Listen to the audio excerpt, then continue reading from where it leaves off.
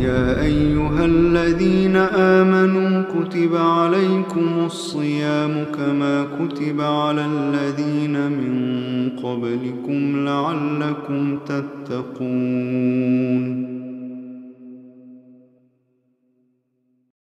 Оразаның басқа амалдардан айырмашылығы неде дейтін болсақ, мысалы біз намазға кірдік, Аллаху Акбар деп намазға кірдік те, Құдай қаласа ол намаздан бір 5 минуттан кейін, 10 минуттан кейін, 15 минуттан кейін шығамыз.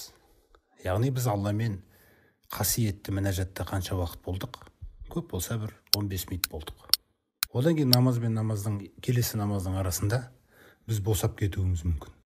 Ал Рамазанға қараңыз, таңертең сіз аузыңызды бекітумен қасиетті мінәжатқа кіріп кеттіңіз де, енді қашан шығасыз одан? Тек қана күн батқанда. Олай болса Рамазан айы басынан аяғына дейін не нәрсе екен? Тақуалық. Осы тақуалық деген нәрсе өте маңызды. Мысалы, Алла Тағала Хашр сүресінде бізге қалай үйретеді? Аузу биллахи минаш шайтанир раджим. Я айюхаллазина аману тақулла. Ей иман келтіргендер деді міне қайтадан. Алладан абайлаңдар.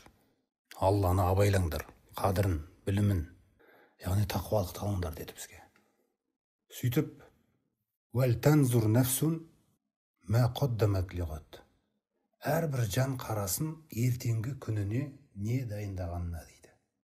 Ертең өлім сәті келетін күн, өлім періштесі келетін күнге, Алламен кездесетін қиямет күніне не дайындағанына қарасын дейді. Сосын қайтадан айтады: «Ваттақулла».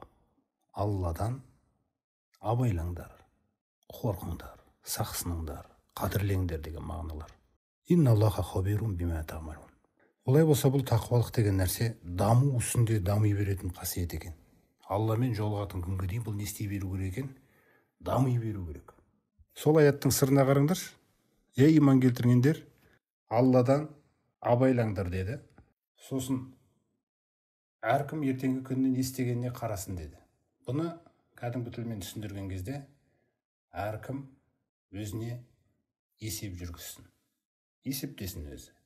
Тағы да жақынырақ айтқан кезде Алла Тағаланы абайлаңдар деген сөзі, өйткені Алла Тағала бізге қандай сипаттарын таныстырды Құранда?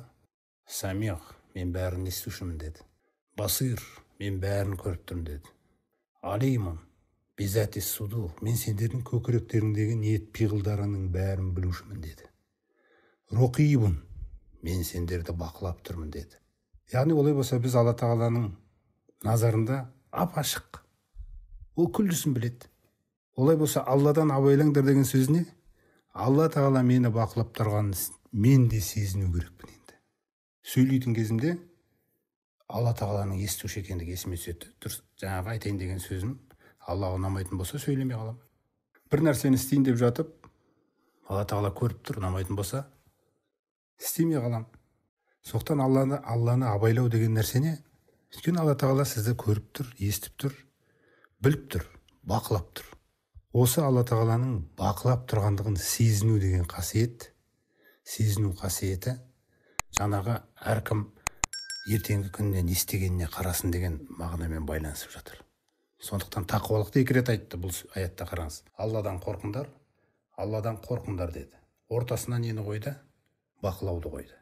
Қашан біз осы Алла Тағаланың бақылап тұрғандығын, естуші екендігін, көруші екендігін есімізден шығармаймыз, соғұрлым тақуалық дами береді екен. Сондықтан тақуалық деген нәрсе ол осы айда ерекше түрде жасалу керек.